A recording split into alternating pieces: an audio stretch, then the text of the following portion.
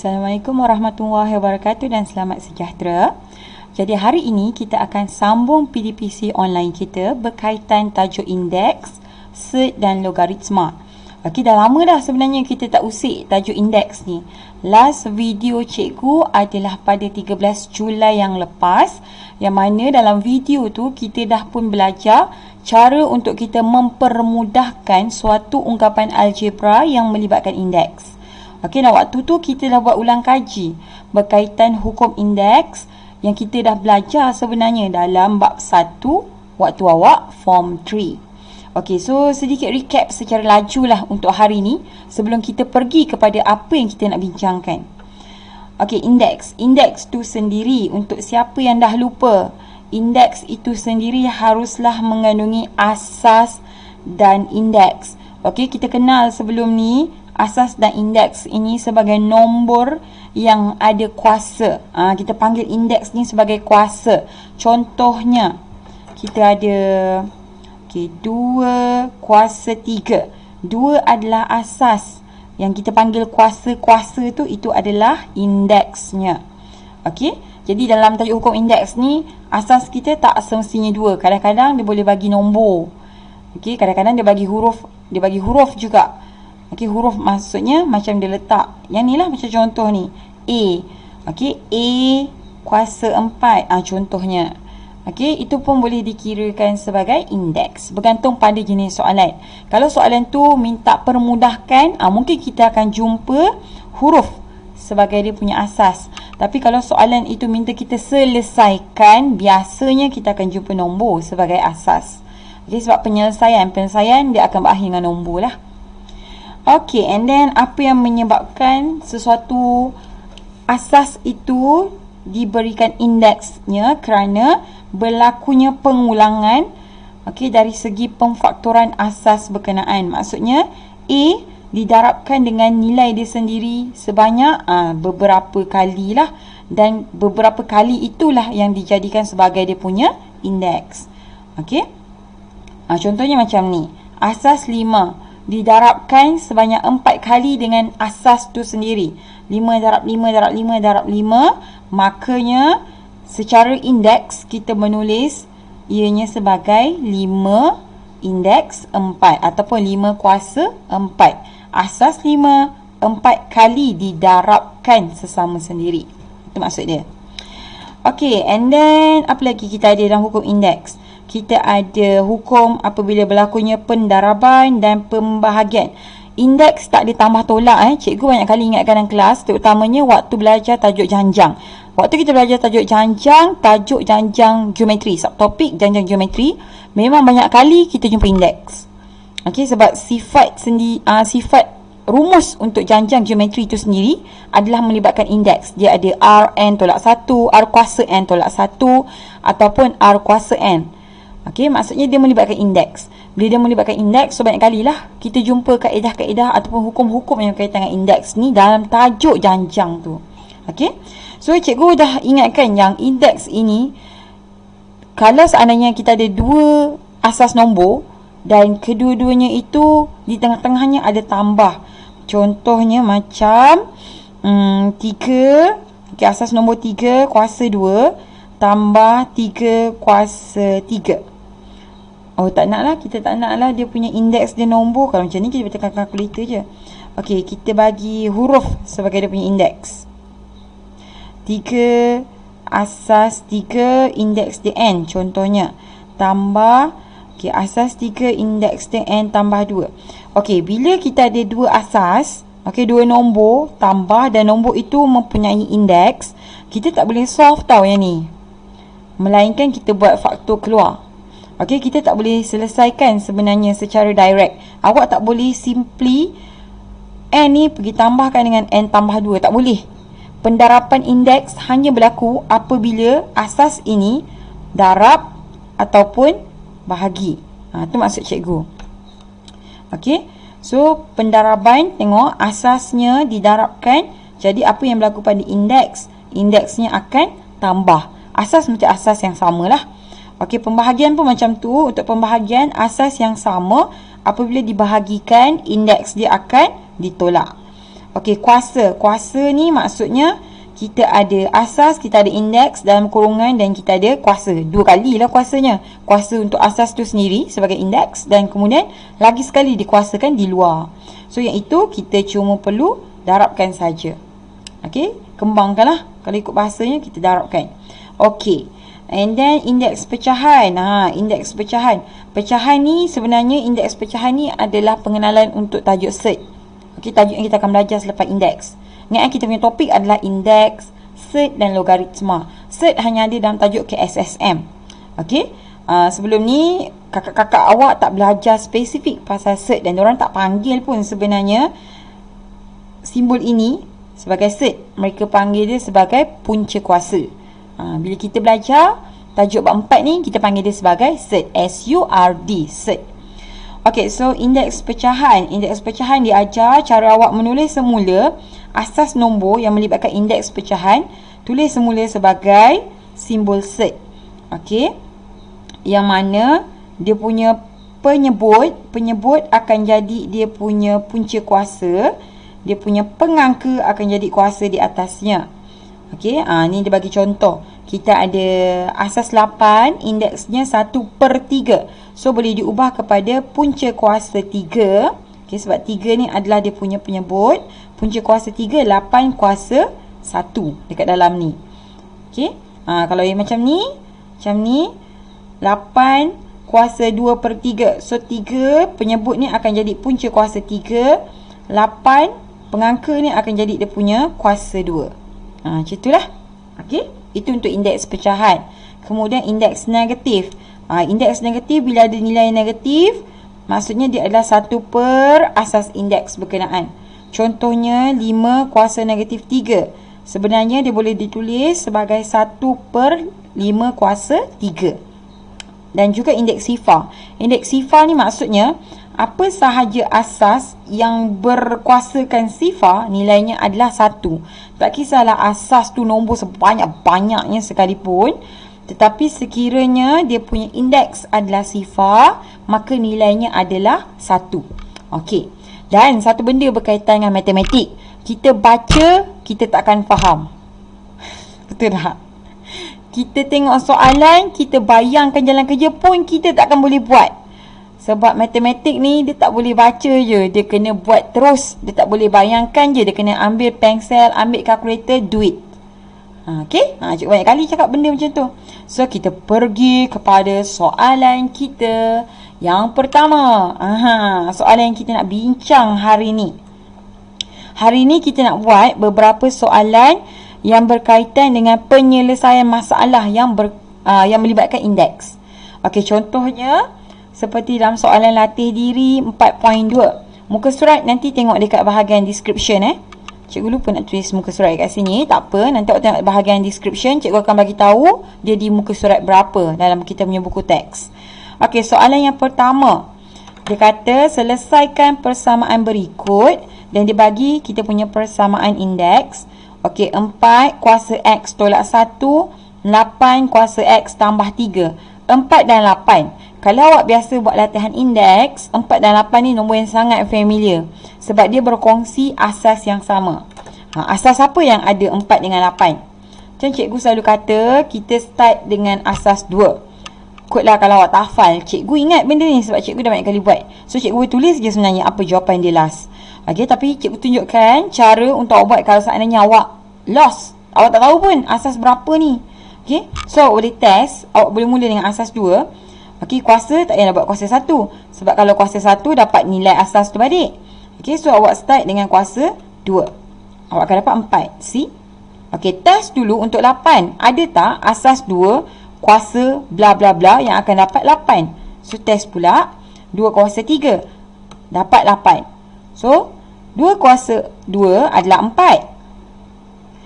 2 kuasa 3 adalah 8. Maka awak boleh ubah persamaan ini kepada, okey, salin balik dulu soalan. Okey, salin balik soalan. 4 indeks X tolak 1 sama dengan 8 X tambah 3. Okey, lepas tu 4 ni tadi kita boleh ubah dia kepada 2 kuasa 2 X tolak 1. Cikgu kurungkan supaya awak nampak yang kita ubah adalah asas untuk 4. 4 ini kita ubahkan dia kepada asas 2 indeks 2. 2 kuasa 2. X tolak 1 kekal di luar. Okey, sama juga dengan 8 ni. Kita buat kurungan 2 kuasa 3. Kita dapat 8 tadi. Okey, di luarnya adalah X tambah 3. Okey, tujuan cikgu buat macam ni supaya nanti awak nampak bila sepatutnya awak darabkan dengan dia punya kuasa di luar. Ingat tak kita ada indeks apa dia? Ni indeks kuasa ni. Nampak tak bentuk dia sama, indeks kuasa. Okey, dia ada kuasa and then ada kuasa di luar. Jadi kuasa-kuasa darabkan dia. Okey, so kita darab lah. Jadi kita akan dapat jawapan dia kat sini. 2 darab X, 2X. 2 darab negatif 1, negatif 2 sama dengan 2. 3 darab X, kita dapat 3X. 3 darab 3, kita dapat positif 9. Okey, asas dah sama, 2 dengan 2. Jadi, apa yang berlaku pada indeks? Bila asasnya sama, menurut hukum indeks, indeksnya juga haruslah sama. Okey, maka awak boleh keluarkan 2X tolak 2 ini. Okey, indeks yang untuk belah kiri sama dengan indeks yang belah kanan, 3X tambah 9. Tapi sebelum awak buat ni, make sure asas awak sudah sama. Okey, dah siap? Lepas tu, simple things. Okey, kita tengok kat sini, kita ada pemboleh ubah X. So, X nilai paling besar berada di sebelah kanan, 3X. Okey, kita nak X ni positif. So, dia berada di sebelah kanan, maksudnya 2X ini bawa ke kanan, selain daripada tu bawa ke kiri. Okey, 2X bawa ke kanan, asalnya ada 3. Okey, 2X adalah positif, bawa ke kanan dia jadi negatif 2. So, awak dapat jawapan dia 1. Okey, jadi 1 maksudnya X saja. Okey, yang belah kiri pula, asalnya negatif 2 saja. Kemudian bawa 9. 9 ni positif. Bawa pergi kiri, dia jadi negatif 9. So, kita dapat jawapan dia negatif 11. So, berapa nilai X? X kita adalah sama dengan negatif 11. Okay, nampak tak? Bila selesaikan, maksudnya hujung sekali kita dapat jawapan dia dalam bentuk nombor. Okay, awak bolehlah tulis balik lepas tu. Therefore, oleh itu, X sama dengan negatif 11. Ataupun kalau awak tinggalkan saja macam ni pun dah dapat markah untuk jawapan. Okey. So, jawapan terakhir, X adalah sama dengan negatif 11. Soalan yang seterusnya, soalan 1B. Okey, soalan 1B pun sama. Awak perlu selesaikan persamaan. Dan dia bagi kali ni kita ada asas 3 dan asas 2. Nampak tak? Asas dah tak sama. Maksudnya kita ada proses lain yang perlu kita buat. So, kita perhatikan kiri ke kanan. Daripada kiri. Kiri ni, paling kiri kita ada 3X tambah 3. 3 kuasa X tambah 3. Okey, 3 kuasa X tambah 3 ni sebenarnya kita boleh pecahkan dia menjadi 3 darab 3. Okey, macam ni lah. Nampak tak? Nampak tak macam sama? 3X tambah 3. Jadi, kita boleh kembangkan dia kepada 3X darab 3 kuasa 3. Macam ni. Okey, cuma cikgu tak buat darab lah. Dekat tengah, cikgu gantikan dengan kurungan.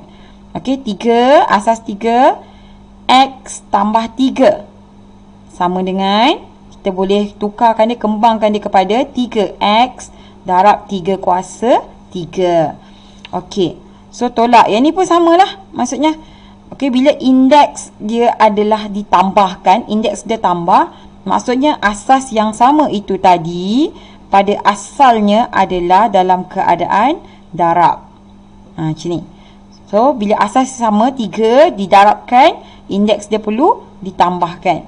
Asas yang sama 3 didarabkan, indeksnya perlu ditambahkan. Okey, jadi awak nampak tak sini nombor dan nombor? Awak boleh selesaikan. Okey, so 3 kuasa 3 adalah 27. Di sini tulis balik 3x, ni belum boleh solve. Ini adalah 27. Tolak. Okey, ni pun sama. 3x. 3 kuasa 2, awak dapat 9. Okey. Sama dengan 2. Kita tinggal pula sama dengan 2, cikgu. Okey. Lepas tu, awak tengok. Kita ada 3x darab 27. 3x juga darab dengan 9. So, awak boleh faktor keluarkan 3x. Faktor keluar ni maksudnya, awak bawa keluar value ataupun simbol ataupun pemboleh ubah yang sama. Okey, dalam tambah tolak tu. Contoh macam ni kan, kita ada 3x dekat sini. So, 3 kuasa x kita faktor keluar. Yang tinggal di dalam adalah 27. Okey, yang mana 3x kalau darab dengan 27 nanti awak dapatlah 3x 27 ni. And then tolak, sama juga 3x dah bawa keluar. So, yang tinggal adalah 9. Okey, so 3x darab 27 dapat yang atas. 3x darab negatif 9 dapat yang sebelah dia. Sama dengan 2. Jadi nampak tak yang ni boleh diselesaikan? 27 tolak 9. Okey, so ambil kalkulator. 27 tolak 9 adalah 18. Okey, jadi di sini awak ada 3x, 3 kuasa x darab 18 sama dengan 2. Okey, 18 kita sekarang ni nak selesaikan x. X ni berada pada asas 3. Jadi kita tak nak 18 ni mengganggu. Bawa 18 ni pergi ke sebelah kanan. Okey, so yang di belah kiri akan tinggal 3x sahaja. Sebelah kanan, sebab 18 ni adalah darab, bawa ke kanan dia akan jadi bahagi. So, 2/18. Mudahkan 2/18, awak akan dapat 3 kuasa x sama dengan 1/9. Okey. Ini pun nampak familiar. Dia macam indeks pecahan. Okey, dia nampak macam indeks pecahan. Kalau awak tengok dekat indeks pecahan ni, okey, nampak tak ni? Okey, 1/9. Okey, 9 ini kita boleh ubah dia kepada asas yang sama. Okey, 9 ni juga kita boleh ubah kepada asas 3. Tulis 3x sama dengan 1/9 ni kita boleh ubah kepada asas 3 kuasa 2. So, nampak tak? 3. Okey, A sama. Kemudian ada indeks. Okey, ada indeks. Jadi, kita boleh ubah 1/3 kuasa 2 ini. Okey, kita boleh ubah bentuk dia menjadi, okey, 3 kuasa 2 buat ni atas. Awak akan dapat, buat sebelah lah. Okey, awak akan dapat 3x sama dengan 3 kuasa negatif 2. Okey, 3 kuasa negatif 2 adalah sama dengan 1/3 kuasa 2. Okey, benda yang sama Okey, bila 3 kuasa 2 bawa naik atas, indeks dia akan jadi negatif. Ataupun kuasa dia akan jadi negatif. So, 3 kuasa negatif 2. Jadi, sekarang ni berapa nilai x? Terus dapat jawapan negatif 2. Kerana asasnya sudah sama, maka indeks dia adalah sama. So, x sama dengan negatif 2. Okey, selesai soalan nombor 1B. Okey, sekarang kita pergi ke soalan 1C. Okey, ini adalah soalan 1C. Kita masih lagi dalam latih diri 4.2. Okey, so soalan 1C, dia bagi pada kita 8x negatif 3. 8 kuasa x negatif 3. Cikgu terbiasa sebut teruslah. Sama dengan 4 kuasa 2x per 64. So, 4, 8, 64. Kita cek kalau ketiga-tiga ini boleh berkongsi asas yang sama. So, kita start dengan asas 2 macam biasa. 2 kuasa 2 kita dapat 4. 2 kuasa 3 kita dapat 8. Okey. 2 kuasa 4 dapat 16. 2 kuasa 5, 32. 2 kuasa 6 kita dapat 64. Okey. So, maksudnya semua ini adalah dalam asas 2. Kita boleh ubah dia kepada asas 2, kepada bentuk asas 2. So, 8 ni tadi adalah 2 kuasa 3. Okey, 2 kuasa 3. Kurungkan dia sebab kita ada indeks di luar. Okey, so kurungkan. So, x tolak 3 sebagai dia punya indeks. And then 4. 4 ni tadi adalah 2 kuasa 2.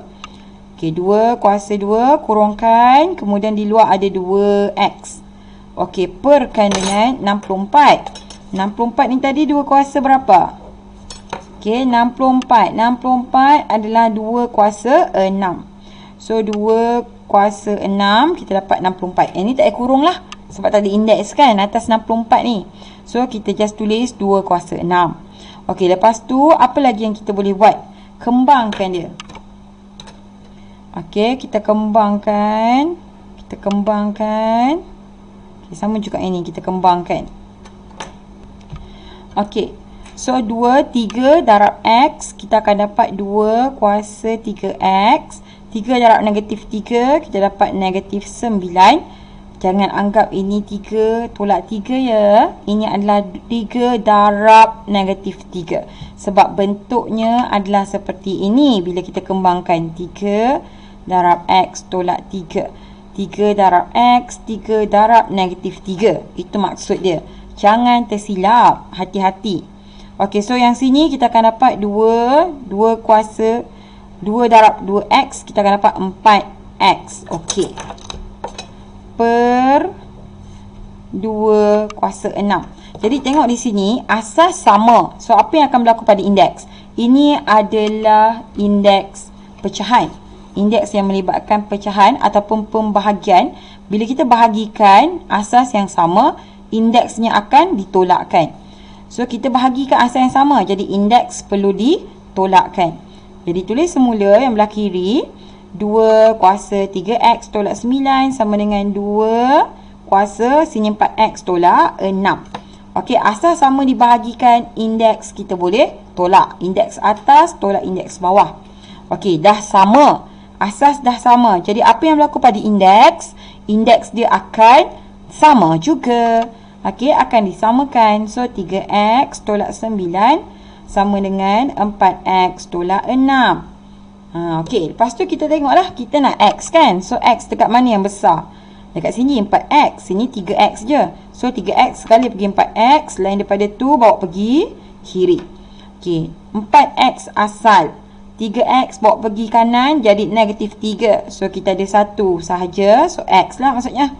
And then, negatif 9 yang asal. Negatif 6 bawa pergi kiri, jadi positif 6. So, kita ada negatif 3. Jadi, jawapan akhir X kita adalah bersamaan negatif 3. Okey, boleh susun semula. So, X sama dengan negatif 3. Okey, faham tak? Cikgu harap awak faham lah ya. Sebab cikgu ni mengajar yang kali ni boleh consider macam laju juga ni. Okey. So, kita pergi ke soalan yang seterusnya. Okey, soalan nombor 2. Soalan nombor 2, nampak tak ayat dia? Panjangnya, ya Allah. Takutnya tengok. Kan? Tak adalah, senang je. Soalan ni senang je, don't worry. Okey, soalan latih diri 4.2. Masih lagi, kita pergi ke soalan yang nombor 2. Sebiji bola dilepaskan pada suatu ketinggian HCM dari permukaan bumi. Amboi, ayat ada permukaan bumi no, bukan permukaan lantai ke permukaan bumi. Hebat, ayat nak gempak je. Okey, bola itu akan melantun 90% daripada ketinggian asalnya. Tiba-tiba kantoi pula yang ni kita kira tadi kan. Mengganggu tak?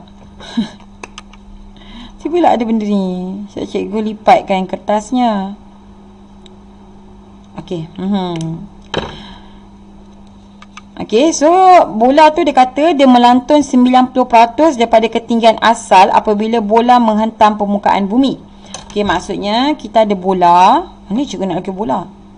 Okey, kat sini buat. Kita ada bola. Macam soalan jancang lah main bola. So, bola ni kita lepas di satu ketinggian. Let's say ini ketinggian asalnya. Okey, kita lepaskan. Ni kita. Boom! Kita lepaskan bola. So, bola ni bila dia jatuh, lantunan dia tu adalah ketinggiannya cuma 90% aja daripada asal. Maksudnya dia tak akan melantun pergi balik level yang sama lah. Dia kurang sikit. Kan? Sama kan macam soalan janjang geometri kita semalam. Siapa tengok video tu mesti terperasan. Okey, ketinggian bola itu selepas L kali lantunan. Jadi, bilangan lantunan daripada bola ni, turun bawah, ni atas, itu dikira sebagai satu lantunan So, itu adalah satu L. Satu darab L. Okey, diberi oleh rumus. Tara, dia bagi rumus. Walah. benda dah jadi senang. Dah ada rumus. Bagi rumus, confirm kena pakai rumus dia, okey? Dah tak payah cik benda lain dah. Ya Allah, senang ni soalan. Okey, cari ketinggian bola dalam cm ketika bola itu dilepaskan. Ketika bola dilepaskan, kita tengok rumus. H adalah ketinggian, sama dengan 10 darab 0.9. Okey, kalau perasan 0.9 ni sebenarnya adalah 90% dalam bentuk perpuluhan. Okey, cuba kita type 90 per 100. Tara, nampak tak? Jadi 0.9 ni adalah ketinggian 90%. Dan L ini, dia dah kata L ini adalah bilangan lantunan. L kali lantunan, bilangan lantunan. So, soalan cikgu pada awak adalah, waktu bola tu kita lepaskan, okey, adakah dikira sebagai sudah melantun? Belum lagi, betul tak? Cari ketinggian bola dalam cm ketika bola itu dilepaskan. Ketika, bukannya setelah berapa lantunan. No, tak ada. Itu soalan kejap lagi. Ini ketika bola dilepaskan. Jadi, bila kita nak pakai rumus H sama dengan 10 darab 0.9, berapa kita nak letakkan nilai untuk L? L kita dah ada ke lantunan? Belum kan? So, L kita adalah sifar sebab belum berlaku sebarang lantunan. Okey, dia nak tahu ketinggian waktu dia lepaskan saja. Maksudnya daripada sini ke sini, berapa ketinggian dia? Tu dia nak tahu. Okey, dan sebarang nombor apabila indeksnya adalah sifar, jawapannya adalah 1. Cek kalau tak percaya dah. Jawapan dia 1. Wish, tak nampak. 0.9 kuasa sifar dapat 1. Apa saja nombor dikuasakan dengan sifar, jawapannya adalah 1. So, bila 1 dekat sini, maksudnya sekarang H adalah 10 darab 1. Berapa tu jawapan? 10. Dia nak unit apa? Dalam cm. So, cm. Dah siap. Ya Allah, cepatnya. Tak sampai seminit kot. Cepat gila. Wish. Okey, B. Selepas 10 kali lantunan. 10 kali lantunan. L adalah kali lantunan. So, 10 kali. Maksudnya sekarang L kita letak 10 dekat sini. So, H sama dengan 10 darab 0.9 kuasa 10. Okey, gantikan L dengan 10. Jangan gantikan L dengan Alaina. Sorry L. Saja je interframekan nama dalam video. Okey, kuasa 10. Berapa kita dapat? Kita dapat jawapan dia panjang. Okey, ambil 4 angka bererti. So, kita ada nombor yang belah kiri. Maksud kita start dari kiri. 3.487. Cukup. Okey. 1, 2, 3, 4. 4 angka bererti cukup. So, ini adalah jawapan yang terakhir. Unit jangan lupa. cm. Dia nak dalam cm. So, cm. Okey. Dah siap. Okey. Selesai sudah kita punya PDPC untuk tajuk indeks. Basically habis dah. Sebab lepas yang ini, selepas latihan 4.2 ni, kita terus masuk ke tajuk cert. Okey, tajuk yang baru untuk awak dan cikgu juga sebenarnya. Okey, sebab silibus cikgu adalah silibus KBSM. Waktu cikgu belajar dulu pun, cikgu belajar di bawah silibus KBSM. Okey, untuk budak-budak form 5, kita sama. Okey, jadi silibus cert ni sebenarnya dia wujud sebelum KBSM. Dan dia diwujudkan semula dalam KSSM. Mungkin ada kepentingan dia untuk tajuk-tajuk yang selepas ini. Okay, that's why benda tu berlaku. Jadi sebelum cikgu mengakhiri video cikgu ni, okay, macam biasalah. Macam biasa kan? Jangan lupa subscribe, like dan share video supaya lebih ramai dapat manfaat. Dan cikgu nak buat disclaimer sikit. Okay, cikgu buat video ni bukanlah untuk menjana pendapatan. Okay, sebab tiba-tiba ramai pula tanya kan, berapa income cikgu dapat, sedangkan cikgu punya subscriber pun tak sampai pun 1000 lagi. Okay, tapi macam ni cikgu nak kata, pertanyaan itu menyebabkan cikgu jadi penasaran. Okay, sebab itu bukanlah intention sebenar cikgu buat video, cikgu buat channel. Okay, seriously speaking, cikgu tak terfikir pun. Cikgu tahu memang kalau contohlah kita dah ada 1000 subscriber, and then YouTube akan masukkan sendiri iklan ke dalam kita punya channel, ke dalam video kita. Itu cikgu tahu. Tapi itu bukanlah niat sebenar cikgu. Okey, cukuplah apa yang cikgu dah ada sebagai seorang cikgu. Walaupun pendapatannya tak seberapa, cuma keberkatannya, itu yang cikgu nak cari. Okey, itu yang cikgu nak cari. Mungkin PDPC online ini dapat menggantikan, mungkin ada waktu cikgu yang terbazir dekat sekolah tu, akan menggantikan keberkatan pendapatan cikgu di situ. Okey, jadi cikgu harap benda ni tak jadi isu lah. Okey, itulah, tu sebab tu nak kena disclaimer sikit ni. Cikgu buat channel bukanlah untuk menjana pendapatan. Kalau dapat pendapatan sampingan, itu belakang kira. Itu bukanlah intention sebenar. Intention cikgu sebenarnya, kalau nak tahu yang sebenar-benarnya, channel YouTube ni cikgu buat sebab cikgu ada satu sasaran. Cikgu nak murid-murid cikgu, terutamanya di SMK Pantai Sepang Putra, rasa sedih bila cakap. Okey, akan mendapat sekurang-kurangnya, paling tidak sekali, kita boleh dapat 100% lulus ADMAT. Cikgu nak buang persepsi ADMAT ni susah.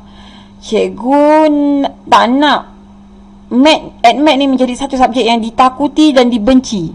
Cikgu nak ia jadi satu tajuk yang kita raikan, satu tajuk yang bantu kita untuk sambung belajar, satu subjek yang boleh lulus.